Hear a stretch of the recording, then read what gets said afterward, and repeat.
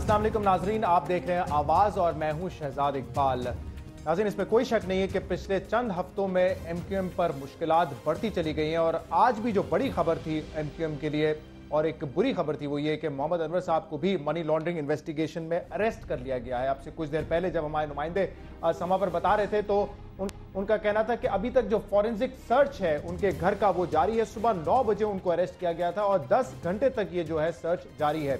इसी money laundering case में पहले भी 5 लोग जो है उनको मेट्रोपॉलिटन पुलिस अरेस्ट कर चुकी है, जिसमें पिछले साल एमक्यूएम के कायद अल्ताफ हुसैन साहब को भी अरेस्ट किया था। उसके बाद बेल पर उनको रिलीज कर दिया गया था और इस महीने उनकी बेल जो है वो खत्म भी हो रही है। तो आज एक और बड़ी खबर थी एमक्यूएम के। मैंने कहा कि मुश्किलात में मजीद इजाफा हुआ है। मैं चंद वो इशूज को हाईलाइट करना चाहूंगा जो पिछले चंद हफ्तों में हमने देखे हैं। ये मामला शुरू हुआ था जब बल्दिया टाउन फैक्ट्री के हवाले से एक रिजवान कुरैशी नामी शख्स की जेआईटी सामने आई, जिसमें उसने जिक्र किया था कि बल्दिया टाउन में किस तरीके से आग लगाई गई और उसमें एमक्यूएम का क्या रोल था। वो हमने देखा था कि सबसे बड़ी खबर थी पहले, और उसके बाद से एक के बाद एक खबर आती गई, जिसमें रेंजर्स का रेड था 90 पर। रेंजर्स ने रेड के बाद जो है वहां से असला भी बरामद किया और इसके अलावा वहां पे जो लोग अरेस्ट किए गए, रेंजर्स का कहना था कि उनमें से बहुत से लोगों का ताल्लुक जो है वो टारगेट किलिंग से भी है और उनमें से कुछ लोग ऐसे थे जो कि कन्विक्टेड भी थे।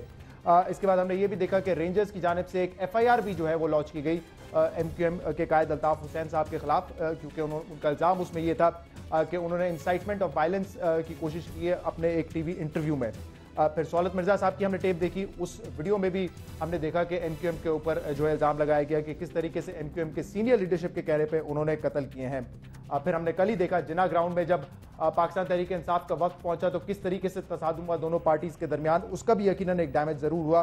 और इससे पहले भी हम देख रहे हैं कि 2 मुकदमात, एक मनी लॉन्ड्रिंग का मुकदमा जो कि आज भी जिसका जिक्र मैंने किया, और इसके अलावा इमरान फारूक साहब का जो कत्ल केस है उसका भी मुकदमा चल रहा है। तो एमक्यूएम के लिए मुश्किलात बढ़ती जा रही हैं, वो किस तरीके से इन मुश्किलात से बाहर निकलेंगे इस पर भी प्रोग्राम में बात करेंगे। आज की जो एक पॉजिटिव न्यूज़ थी वो ये है कि कल पाकिस्तान तहरीक इंसाफ और एमक्यूएम के दरमियान जो तसादुम हुआ था उसके बाद आज एक ज़ाब्ता अखलाक जो कि इलेक्शन का होता है उस पर इनका मुआहदा हो गया है और कहा जा रहा है कि अब जो है पाकिस्तान तहरीक इंसाफ को जिन्ना ग्राउंड में जलसा करने की भी इजाज़त दी जाएगी, लेकिन दोनों तरफ से ये नहीं होगा कि एक दूसरे के कायदीन के ऊपर किसी किस्म के इल्ज़ामात लगाए जाए या उनके खिलाफ कोई गंदी जबान का इस्तेमाल किया जाए, जो कि एक आम इलेक्शन में भी हम देखते हैं कि असूल होता है। इस पर भी हम बात करेंगे। हमारे साथ आज मौजूद होंगे सलमान मुजाहिद बलोच साहब, मेंबर नेशनल असेंबली, एमक्यूएम से आपका ताल्लुक है और हमें ज्वाइन करेंगे कराची से। बहुत बहुत शुक्रिया सलमान साहब प्रोग्राम में हमें ज्वाइन करने के लिए। हमें ज्वाइन करेंगे फैसल वावड़ा साहब, पाकिस्तान तहरीक इंसाफ से आपका ताल्लुक है, और हमें ज्वाइन करेंगी शर्मिला फारूकी साहिबा, member provincial assembly, Pakistan Peoples Party से आपका ताल्लुक है। बहुत बहुत शुक्रिया शर्मिला साहिबा प्रोग्राम में हमें ज्वाइन करने के लिए। मैं आपसे आगाज़ करूंगा क्योंकि आज की बड़ी स्टोरी जो है सलमान साहब वो आपकी पार्टी के हवाले से थी, और जो मैंने अभी ये सारे वाकयात का जिक्र किया, प्रेशर एमक्यूएम पे बढ़ता जा रहा है, मुश्किलात बढ़ती जा रही हैं, किस तरीके से आपकी पार्टी टैकल करेगी इन इशूज़ को? औज़ु बिल्लाहि मिनश शैतानिर रजीम, बिस्मिल्लाहिर रहमानिर रहीम, इय्याका नअबुदु व इय्याका नस्तईन। मुश्किलात इतनी पड़ी मुझ पे कि आसान हो गई। इंशाअल्लाह ताला पहले भी मुत्तहिदा क़ौमी मूवमेंट मुश्किलात को झेलती आई है, मुश्किलात को फेस करती आई है, और इससे बुरे वक्त को भी एमक्यूएम ने 92, 95, 97 के ऑपरेशन की सूरत में भुगता है, और अल्हम्दुलिल्लाह ultimately at the end of the day हम सुरखरू हुए हैं। और आज जो वाक़या जो लंदन में हुआ है, बिल्कुल ये केस वहाँ पर चल रहा है मनी लॉन्ड्रिंग के हवाले से, जिसकी इन्वेस्टिगेशन जारी हो सारी है, जिसमें ऑफकोर्स कायदे तरीक़ अल्ताफ़ हुसैन भाई और दीगर लोग भी जो है इसमें बेल पर हैं। तो बिल्कुल एक ये इन्वेस्टिगेशन का, इंट्रोगेशन का एक प्रोसीजर है, और उन्हें ये लगता है स्कॉटलैंड यार्ड को कि अगर ये अभी तक वो किसी फाइनल नतीजे पर नहीं पहुँचे, उन्हें ये लग रहा है कि शायद ये इन्वॉल्व हैं।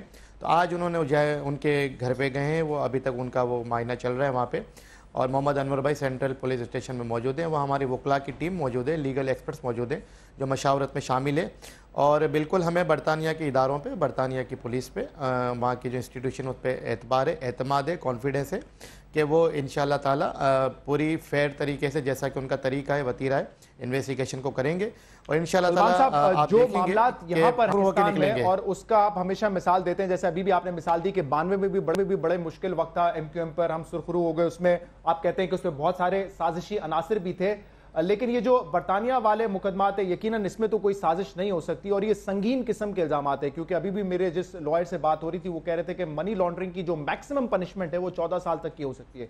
तो वहां पे जो केसेस हैं वो तो कानूनी तौर पर ही उनका मुकाबला आपको करना पड़ेगा। बिल्कुल शहजाद साहब, मैंने अपने शुरू में ही अपनी बात को ये बल्कि राब्ता कमेटी ने भी आज अपने बयान में कहा है कि हम बिल्कुल तहकीकात में, तफ्तीश में हर किस्म का ताउन कर रहे हैं, अभी से नहीं शुरू दिन से कर रहे हैं। और मैंने शुरू में ही कहा कि हमें वहाँ के इदारों पे, वहाँ की अदलिया पे, स्कॉटलैंड यार्ड पे पूरा 100% एतमाद है, हम पूरा ताउन कर रहे हैं। और अभी इन्वेस्टिगेशन में है, प्रोसीजर है। अगर वो इन्वेस्टिगेशन में ये बात साबित होता है, और यूके का जो लॉ है वो ये कहता है कि पहले इन्वेस्टिगेशन कंप्लीट होती है और उसमें अगर ठोस शवाहिद मिल जाते हैं तो फिर वो चार्जशीट करते हैं in the court of law. अभी तक ऐसा कोई प्रोसीजर नहीं आया। ड्यूरिंग इन्वेस्टिगेशन हम इस नतीजे पे नहीं पहुंच सकते कि आया वो हम पे साबित होता है नहीं होता। हम अपना पूरा ताउन कर रहे हैं, इंशाअल्लाह ताला हम इस पे सुरखरू होंगे। फैसल वावड़ा साहब, आज बड़ा एक पॉजिटिव हमने देखा कि कदम उठाया गया गवर्नर सिंध इशरतुल इबाद साहब की जानिब से। आपके लोग भी वहां पर मौजूद थे, एमक्यूएम का वफ्द भी मौजूद था। और कल जो हमने एक तसादुम देखा था, जो ऐसा लग रहा था कि इलेक्शन होने तक इससे ज्यादा बढ़ जाएगा, उसमें हमने देखा है, उस टेम्परेचर में, उस पॉलिटिकल टेम्परेचर में हमने देखा आज कमी आई है। तो बड़ा वेलकम स्टेप था। क्या अब एक अच्छे माहौल में हम एक्सपेक्ट कर सकते हैं कि 23 तारीख का इलेक्शन हो जाएगा? शुक्रिया शहजाद साहब। देखिए, सबसे पहले तो जो कल का वाक़या था वो आई ओपनर था आवाम के लिए कि क्या हुआ, क्योंकि वो अब जा चुका है टाइम, तो मैं वापस उसकी डेप्थ में नहीं जाऊंगा। लेकिन आवाम ने देखा कि किस तरीके का सलूक था और क्या कुछ हुआ और क्या वायलेंस हुआ।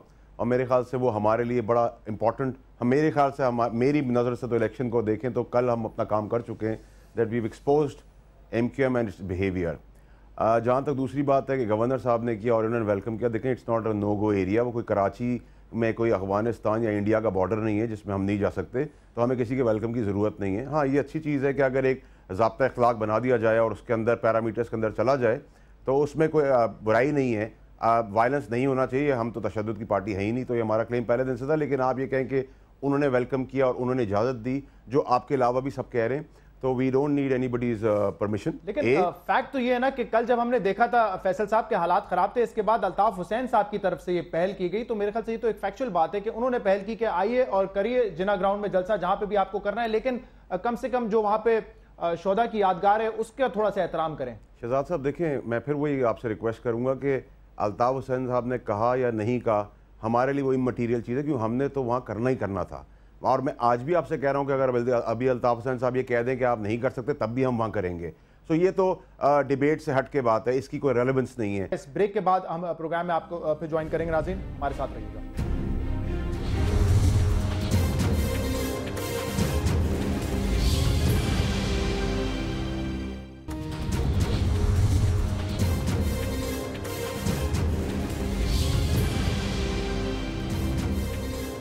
वेलकम बैक नाज़रीन। ब्रेकिंग न्यूज आपने देखी। मोहम्मद अनवर, जिनको सुबह अरेस्ट किया गया था, हिरासत में लिया गया था, अब उनको बेल पर रिलीज कर दिया है जुलाई तक। और जैसे ही उनके रिलीज होने की खबर आई, अल्ताफ हुसैन साहब का स्टेटमेंट भी आया कि एमक्यूएम पर झूठे इल्जामात लगाए गए हैं। ये तमाम इल्जामात जो एमक्यूएम पर लगाए जा रहे हैं, इनमें कोई सच्चाई नहीं है। शमीला फारूकी साहबा, ब्रेक में जाने से पहले आपसे बात हो नहीं सकी ब्रेकिंग न्यूज की वजह से। बड़ा सुकून का सांस लिया होगा आपकी हुकूमत ने, सिंध हुकूमत ने, क्योंकि कल जो हमने टेंशन देखी थी, अगर यही टेंशन 23 अप्रैल तक जारी रहती बाय इलेक्शन तक, तो यकीनन एक मुश्किल सिचुएशन होती है आपकी हुकूमत के लिए और लॉ एनफोर्समेंट एजेंसीज के लिए। तो आज ये जो फैसला हुआ है कि एक एहतराम के जरिए और एक कोड ऑफ कंडक्ट के जरिए जो है इस इलेक्शन को लड़ा जाएगा, यकीनन एक अच्छा फैसला है।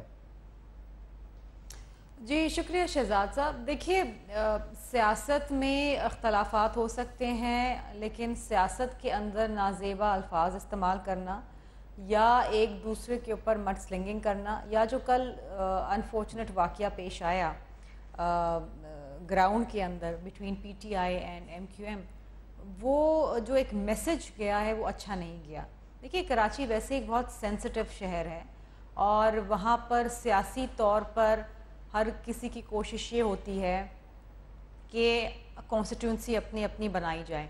लेकिन कल जिस तरीके से हमने देखा कि वहाँ पर एमक्यूएम और पीटीआई के कारकुनान के दरमियान तसादम हुआ और एक बदमज़गी की फ़िज़ा कायम हुई, वो नहीं होनी चाहिए थी। बहरहाल I think better senses prevailed और आज गवर्नर सिंध ने जो एक सालिस का किरदार अदा किया, उम्मीद तो यही रखते हैं कि आइंदा आने वाले दिनों में इसमें मज़ीद बेहतरी आए। देखिए, हुकूमत सिंध के लिए तो सबसे बड़ा इस वक्त जो चैलेंज होगा वो ये होगा कि इलेक्शन से पहले और इलेक्शन के दौरान, इलेक्शन डे ख़ास तौर पे, अमन और अमान की जो सूरत हाल है उसको बिल्कुल फूल प्रूफ सिक्योरिटी के हवाले से शहरियों को दें।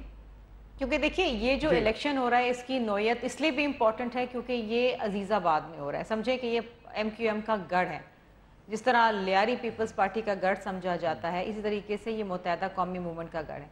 तो यहाँ से सीट निकालना PTI के लिए अगेन एक बहुत बड़ा चैलेंज है। अपनी पूरी कोशिश तो वो करेंगे, लेकिन इसके साथ साथ देखिए ना, सियासत है, आप इलेक्शन लड़ें, अपने अपने मैनिफेस्टो रखें, लेकिन एक दूसरे के साथ तसादुम करना या एक दूसरे के साथ बदमज़गी पैदा करना, शमीला फारूकी साहबा, ये इंतजामिया के लिए भी यकीनन एक चैलेंज होता है, क्योंकि कल भी आपने देखा SHO साहब वहां पे खड़े हुए थे, कोई एक्शन नहीं लिया, जिसकी वजह से उनको बरतरफ भी कल कर दिया गया, सस्पेंड कर दिया गया उनको कल।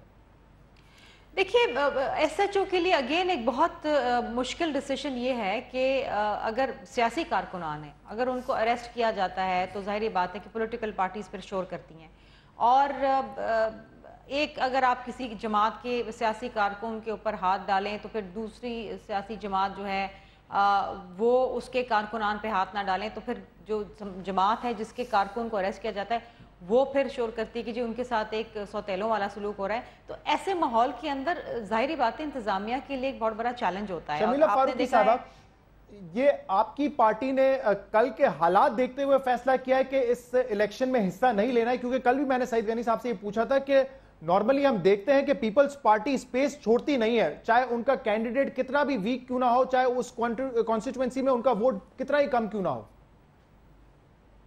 नहीं, देखिए बात यह है कि कराची के अंदर अक्सर हमने सीट एडजस्टमेंट्स भी की हैं, और कराची में हमने अक्सर किसी न किसी की फेवर के अंदर जो है वो सीट हमने छोड़ी भी है। तो ऐसी बात नहीं है। देखिए लेट्स एक्सेप्ट द फैक्ट्स कि कराची में अक्सर जो बेशतर जो सीटें हैं वो मुत्तहदा कौमी मूवमेंट ले जाती है। कराची में एज सच माँ सिवा लियारी और गालिबन मलीर के अलावा पीपल्स पार्टी की कॉन्स्टिट्यूंसी नहीं है।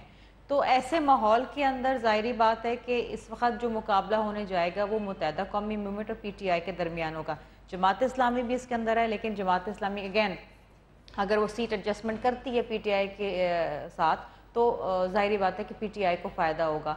इस वजह से नहीं है कि हमने माहौल को देखते हुए, माहौल पीपल पार्टी के लिए कभी भी अच्छा और मुस्बित नहीं रहा। बड़े मुश्किल माहौल के अंदर, बड़े मुश्किल हालात के ना पीपल्स पार्टी ने इलेक्शन लड़ाए, लेकिन ये हमने एक सियासी फैसला बिल्कुल किया है।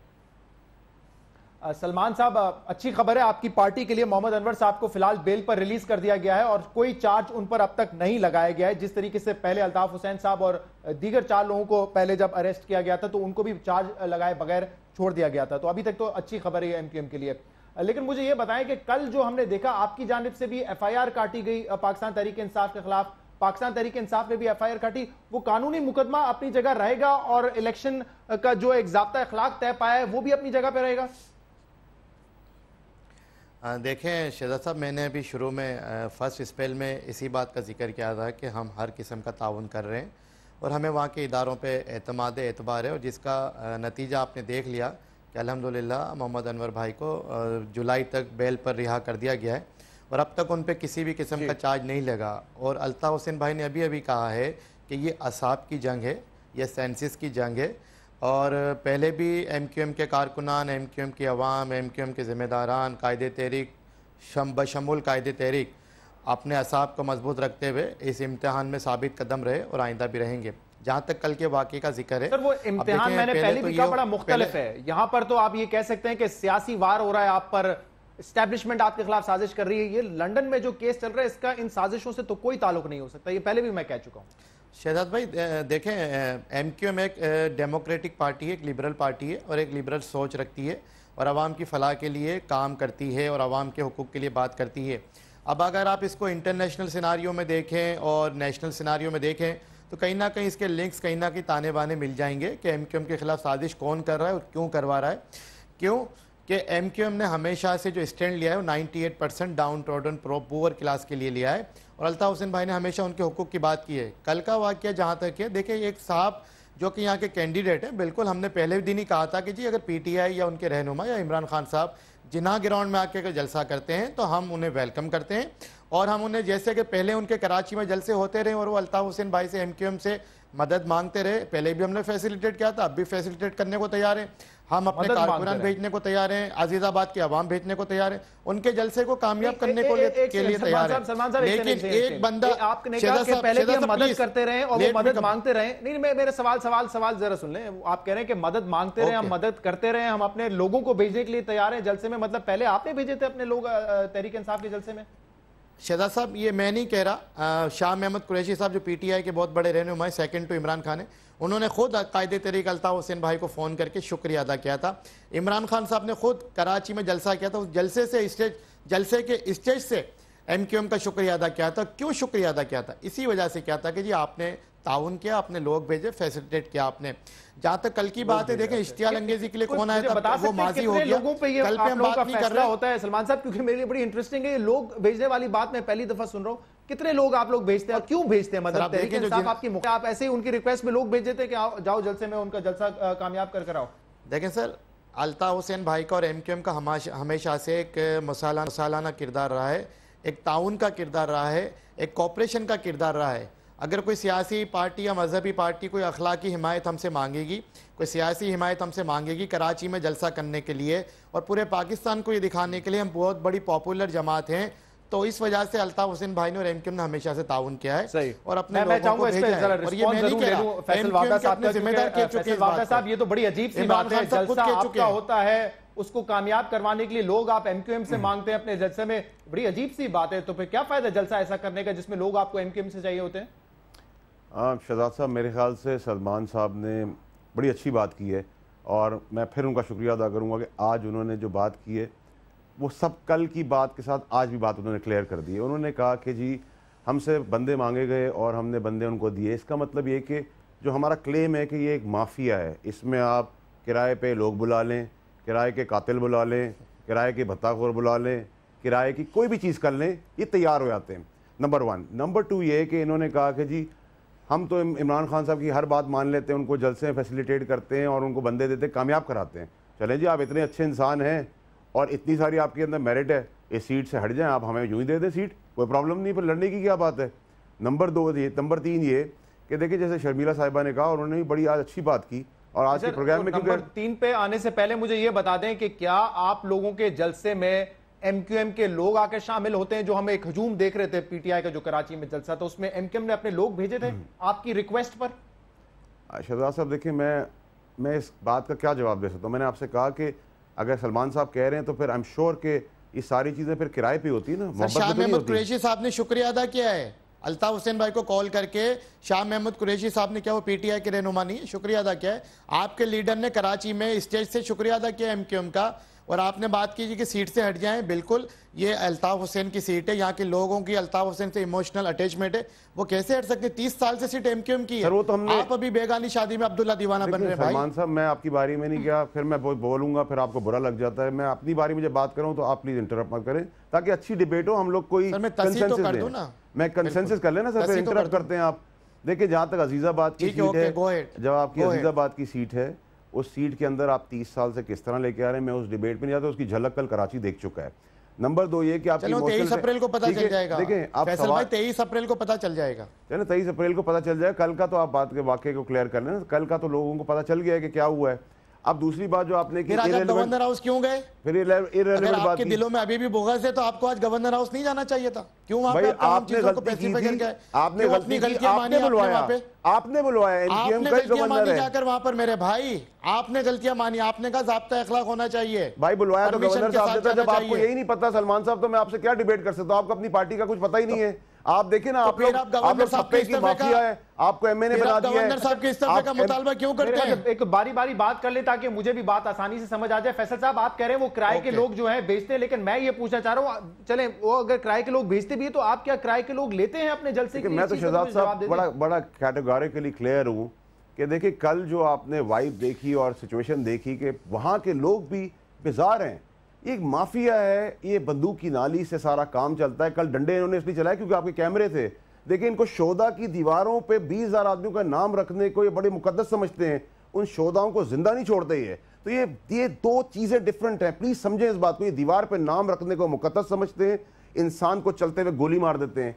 ये इनका क्राइटेरिया है। अब इस क्राइटेरिया में ये कहते हैं MQM से अगर कोई बंदा पकड़ा जाए, कातिल पकड़ा जाए, भत्ताखोर पकड़ा जाए, तो ये कहते हैं कि जी आप MQM को दीवार से लगा रहे हैं। तो क्या महाजरों की शनाख्त भत्ताखोरी और कातिल है? बिल्कुल नहीं, महाजरों का बड़ा कंट्रीब्यूशन है। लेकिन ऑन द सेम टाइम आपने खुद सुना, फारूक सत्तार साहब ने कहा इतराफ से हमारे लोग पकड़े जाते हैं, हमारी जिम्मेदारी नहीं है। फिर वही सौलत मिर्जा की बीवी आके जब सबूत देती है तो आप कहते हैं जी हमारी रिश्तेदारी है। तो आप लोगों का तर्ज अमल क्या है? आप कहीं खड़े नहीं होते हैं, आप हर बात से मुकर जाते हैं। एक ब्रेक तो मैं क्या बात प्रोग्राम में शामिल करने दें। बाद में चाहूंगा कि इस ऑपरेशन के हवाले से भी बात करें। सलमान साहब, ब्रेक लेना है मुझे प्रोग्राम में। ब्रेक के बाद आपके सामने हाजिर होते हैं, हमारे साथ रहिए।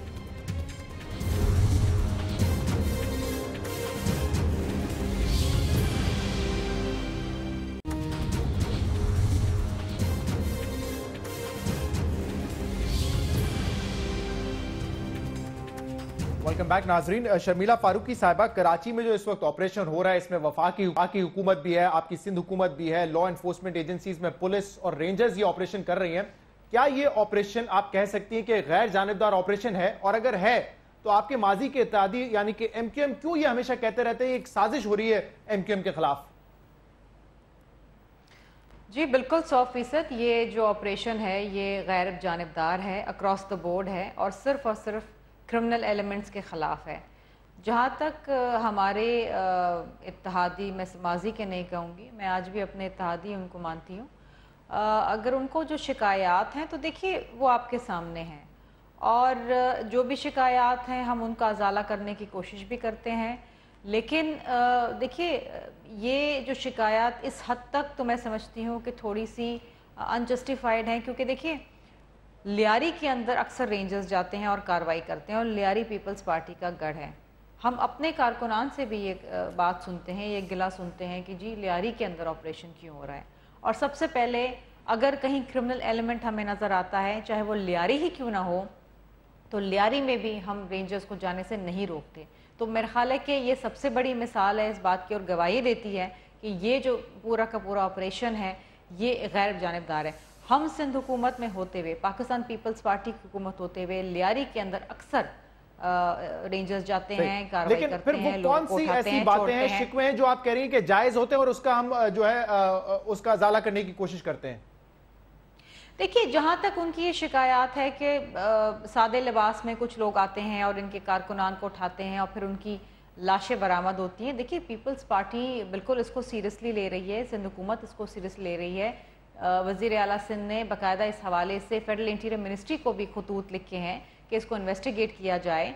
और ये एक ऐसी चीज़ है जो हम पीपल्स पार्टी के जो कारकुनान हैं हम उसको रिजेक्ट भी करते हैं, कंडेम भी करते हैं, क्योंकि हम इस तमाम मराहिल से गुजर चुके हैं, हमें इस तकलीफ़ का अंदाज़ा है। तो जहाँ तक सिंध हुकूमत का ताल्लुक़ है, पुलिस का ताल्लुक़ है, तो किसी ऐसे एक्स्ट्रा जुडिशल मर्डर के अंदर ये इन्वॉल्वमेंट इनकी कहीं से भी नहीं है। लेकिन अगर कोई ऐसी एक्सटर्नल फोर्सेस हैं जो इस किस्म की कार्रवाई करती हैं तो डेफिनेटली हम मुत्तहिदा कौमी मूवमेंट के इस तकलीफ का अजाला करने को तैयार हैं और हम कोशिश कर रहे हैं। मुझे एक बड़ी अहम बात बता दें, कल हमने देखा है रात देर ये खबर आई कि बिलावल हाउस के बाहर भी जो बैरियर्स हैं उनको हटाने का फैसला कर लिया गया है और गालिबन ये भी कहा जा रहा था कि जरदारी साहब ने खुद कहा है कि इन बैरियर्स को हटाया जाए। लेकिन अभी भी लोगों का सवाल है कि वो जो एक दीवार भी है जो कि मेन रोड को ब्लॉक करती है, क्या उस दीवार को भी डिमोलिश किया जाएगा? देखिए पहली बात तो ये है कि जब ये फैसला किया गया कि पूरे कराची में से बैरियर्स हटाए जाएंगे तो सदर आसिफ अली जरदारी साहब ने खुद इस बात का फैसला किया कि डिस्पाइट सिक्योरिटी थ्रेट्स और सिवियर सिक्योरिटी थ्रेट्स सदर साहब को, उन्होंने खुद ये फैसला किया कि यस हमने भी इन तमाम चीज़ों की पासदारी करनी है और हमने अगर कराची को बैरियर फ्री करना है तो सबसे पहले ये काम बिलावल हाउस से शुरू किया जाए। लेकिन मैं एक चीज़, लेकिन सबसे बड़ा बैरियर वो दीवार है शर्मिला फारूकी साहिबा। नहीं, दीवार कोई बैरियर नहीं है। दीवार जो है वो दोनों रोड्स को बीच में सेग्रीगेट कर रही है और दोनों जो सड़कें आने और जाने वाली वो दोनों पब्लिक के लिए खुली हैं, ट्रांसपोर्ट के लिए खुली हैं। किसी किस्म की कोई वहाँ पर ऐसी कोई रुकावट बिल्कुल भी नहीं है।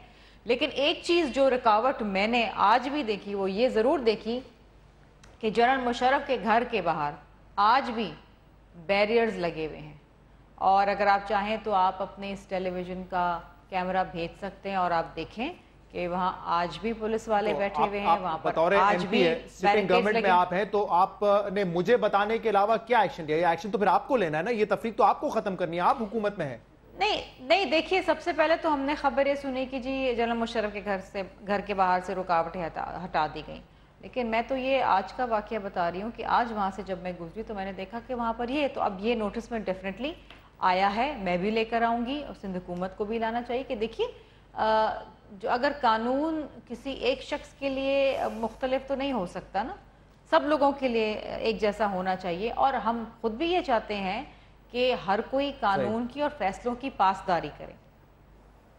ठीक जी, सलमान साहब आप पहले कुछ ऐड भी करना चाह रहे थे फैसल साहब की बात में, लेकिन मैं आपसे भी ये सवाल करता जाऊं कि जब भी ऑपरेशन होता है, चाहे वो शायद हयात साहब कर रहे हो या कोई और एडिशनल आईजी कर रहा हो या रेंजर्स कर रही हो, एक ही आपका स्टांस रहता है कि ये हमारे खिलाफ हो रहा है और क्रिमिनल्स के खिलाफ नहीं हो रहा। इससे पहले कि मैं आपके सवाल का जवाब दूं, मैं थोड़ा सा फैसल भाई की बात की वजाहत कर दूं कि शायद मुझे ऐसा लगता है कि फैसल वाडा भाई का अपनी आला क़यादत के साथ शायद कुछ डिस्कनेक्ट है। उनकी क़यादत ने फ़ैसला किया और आज वो गवर्नर हाउस में बैठे और मामला अफ़वाम व तफ़हीम से हल हो गए और एक ज़ाब्ता अखलाक हो, कोड ऑफ कंडक्ट बन गया। लेकिन वो जो उनकी क़यादत कह रही है फैसल भाई उसके खिलाफ बात कर रहे हैं। नंबर 2, आपने जो अभी सवाल किया शाहिद हयात साहब का, देखें MQM ने ही कराची में क्रिमिनल एलिमेंट्स के ख़िलाफ़, दहशतगर्दी के ख़िलाफ़, बत्ताखोरी के ख़िलाफ़, गैंगवार के ख़िलाफ़, तालिबान के ख़िलाफ़, दाइश के ख़िलाफ़, जो कि अल्ताफ़ हुसैन भाई कहते आ रहे थे कई सालों से, लेकिन वो पनपते रहे और MQM ने ही इसका मुतालबा किया था कि ऑपरेशन किया जाए, आर्मी के थ्रू किया जाए। लेकिन साथ ही साथ MQM ने अपने रिजर्वेशन भी दिए थे, अपने कंसर्न्स भी दिए थे और ये भी कहा था कि ऐसा ना हो कि 1992 की तरह कहीं एक दफ़ा फिर 72 बड़ी मछलियों के नाम पे ऑपरेशन शुरू करके इसका रुख MQM की जानिब ना मोड़ दिया जाए। लेकिन आखिरकार ultimately at the end of the day यही हुआ कि एक दफ़ा फिर इस ऑपरेशन का रुख भी क्योंकि MQM की जानिब मोड़ दिया गया और उसकी सबसे बड़ी वजह ये रही कि ना ही सूबाई हुकूमत ने ना ही वफाकी हुकूमत ने एक जो मॉनिटरिंग कमेटी बननी थी इस ऑपरेशन को मॉनिटर करने के लिए, वो अब तक नहीं बनी। क्या वजूहत थी? अब देखें, आपने बात की कि कराची में 1992 में सलमान साहब आपके नामी ग्रामी MNAs MPs जो पॉलिटिकल आपके वर्कर्स थे उनको अरेस्ट किया गया था। मुझे बता दें इसमें से कौन है अभी जो अरेस्ट किए गए? आप तो कहते हैं तो हमारी पार्टी से ताल्लुक ही नहीं है, इनको तो एतराफ से किया गया है। तो ये डबल स्टांस तो नहीं हो सकता। अगर 92 वाला हाल होता तो बहुत सारे ऐसे लोग थे, सियासी लोग जो आपके इस वक्त अंदर होते, लेकिन इस वक्त जो अंदर है आप तो उसको डिसोन कर देते हैं। शहजाद भाई, MQM के हज़ारों कारकुनान, MQM के हज़ारों सपोर्टर, MQM के हज़ारों हमदर्द जिनके घरों पे छापे पड़ रहे हैं, जिनको अभी जैसे शर्मिला ने कहा कि MQM के जो सादा लिबास लोग आते हैं, फुटेजेस मौजूद हैं, हमारे कारकुनान को उठा के ले जाया गया, एक्स्ट्रा जुडिशल किल कर दिया गया, 40 हमारे साथी जो मावरा अदालत कत्ल कर दिए गए, 20 साथी अब तक हमारे उन 27 साथियों के अलावा जो 92 में उठे थे 20 साथी इस ऑपरेशन में 2-2.5 साल में जो है वो हमारे साथी जो है वो मिसिंग है। कमोबेश इस 2-2.5 साल के अरसे में हमारे 200 से ज़ायद साथियों को टारगेट किलिंग में हलाक कर दिया गया। आज हम ही असीर हैं, हम ही पे इल्ज़ाम लगता है, हम ही पे जो है वो तशद्दुद होता है, हम ही मर रहे हैं। तो आखिर ये बताया जाए कि MQM का कसूर क्या है? कि MQM का कसूर ये है कि MQM हक की बात करती है, कि MQM का कसूर ये है कि MQM कराची के और पाकिस्तान के मसलों अवाम की बात करती है। क्या MQM का कसूर ये है कि MQM जो है तालिबान के खिलाफ बात करती है? MQM का कसूर ये है कि हमारी अफवाज पाकिस्तान के हक में मिलियंस की रैलीज करती है, रेंजर्स के हक में मिलियंस की रैली करती है? आपको मुझे ये बताइए कि पूरे पाकिस्तान से मेरा सवाल है, KPK में जो नारा लगाया गया कि नया पाकिस्तान बनाएंगे, नया KPK बनाएंगे, कहां बना नया पाकिस्तान? क्या तालिबान को उन्होंने दहशतगर्द कहा? दाइश को उन्होंने दहशतगर्द कहा? तालिबान की दहशतगर्दी खत्म की गई? नहीं की गई। 126 दिन का धरना हुआ, लेकिन ये इमरान खान साहब ने PTI के लीडर ने अपनी शादी कर ली 126 दिन के दिन में 45 साल खातून से। ये इन्होंने कौम को तोहफा दिया है, ये इन्होंने नौजवानों को तोहफा दिया है। एक दफा करना पहुंचे, मैंने आपके कायद का नहीं पूछा कि उसकी बीवी क्यों छोड़ के चली गई और क्या इल्जाम उन्होंने लगाए हैं। मैंने ऐसी बातें नहीं की, ना करें ऐसी बातें, बात खुलेगी तो बहुत दूर तक जाएगी। आप बता दें कि सौलत मिर्जा के जान का क्या करेंगे, ज़ारा शाहिद कत्ल केस का क्या करेंगे, सानिया बंदिया टाउन का क्या करेंगे, वली बाबर का क्या करेंगे, क्या करेंगे। और जहां तक मेरी क़यादत की बात है, मैं चेयरमैन से आज ही बात करके आया हूं। मेरे चेयरमैन को पता है कि मैं क्या कर रहा हूं। मेरे चेयरमैन ने मना नहीं किया। कातिल को कातिल कहना है, झूठे को झूठा कहना है, चोर को चोर कहना है, बेईमान को बेईमान कहना है। इनके लीडर वजीर आज़म नहीं बन सके तो इलेक्शन ठीक है। जब भाई देखो आप कभी निकाल ले आते हैं भाई, हमारा कायद निकाह करता है, तुम्हारा कायद कत्लों में मौजूद है। क्या बातें कर रहे हैं आप? मीठा मीठा हप ठीक है। आपको मैंने बोला कि कायद की तुम्हारी बीवी क्यों भाग गई?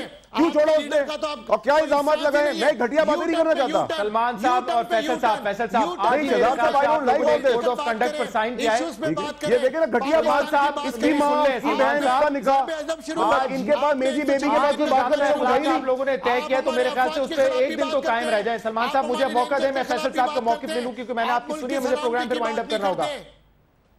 सलमान साहब हौसला रखें सर। जी जी फैसल साहब। देखिए मेरी शहजाद आपसे रिक्वेस्ट ये है कि देखिए मेरे कायद से मेरी आज भी बात हुई और हम बड़ा क्लियर है, मेरे कायद का स्ट्रेट डायरेक्शन है, कातिल को कातिल कहना है, चोर को चोर कहना है, झूठे को झूठा कहना है, अच्छे को अच्छा कहना है, बेईमान बोरीबान में दहशतगर्दी करनी है, बिल्कुल कराची में इंतशार फैलाना है, कोई इंतशार नहीं फैला रहा सलमान साहब, कोई इंतशार नहीं फैला। इंतशार आप जैसे मेजी बेबी फैलाते हैं जो लोगों की माओ बहनों को निकाह को लेके आते हैं और ये इनडिसेंसी आपके अंदर है। मैंने आपके कायद की बीवी के लिए कभी कहा क्यों छोड़ देंगे और क्या इल्जाम लगाया? मैं अभी भी घटिया बात नहीं करना चाहता, मैं घटिया नहीं हूं, मैं आपको सिर्फ ये बताना चाहता हूं। हर बार मैंने आपको कहा कि आप पर्सनल बातें ना लेके आया करें। निकाह और कत्ल में बड़ा फर्क है, निकाह और कत्ल में बड़ा फर्क है। आप लोगों पे इल्जाम है कत्लों के, जलाने के, हत्याखोरी के, सब चीजें आपकी कायद से शुरू हो रही है और आपके पास जा रही है। आपका जो मिलिटेंट विंग है, हम एमकेएम के खिलाफ नहीं है। आपको दीवार के ऊपर मुकद्दस की बड़ी फिक्र है, जिन बंदों का जिंदा गिरा देते मार देते वो किसी हिसाब में नहीं है। चाह रहा था एक लॉजिकल कंक्लूजन। लॉजिकल कंक्लूजन क्या है जनाब? हमारा जलसे जबरदस्त होते हैं, ये कहते हैं हमने भेजा, तो भाई चीज क्या है? बड़ी माजरत के साथ फैसल साहब और सलमान साहब, मुझे प्रोग्राम इसी पॉइंट पे क्लोज करना पड़ेगा। मैं चाह रहा था कि एक मौकिफ आपका जरूर ले लूं, लेकिन आज ही आप दोनों पार्टीज ने ज़ाब्ता अखलाक पे दस्तखत किए और कहा है कि ये जो इलेक्शन कमिश्नर ऑफ पाकिस्तान का एक कोड ऑफ कंडक्ट है, इसको हम लेके चलेंगे इलेक्शन तक। तो मेरे ख्याल से कम 24 घंटे तक तो उस पर कायम रहें। पर्सनल एलिगेशंस लगेंगी, फिर वही होगा, एक कायद दूसरे कायद के बारे में बात करेगा और मामला में फिर नीचे कारकुनान लेवल तक पहुंचेंगे। इस प्रोग्राम का नाज़रीन फीडबैक आप हमें दे सकते हैं हमारे सोशल मीडिया पर। इजाजत दीजिए।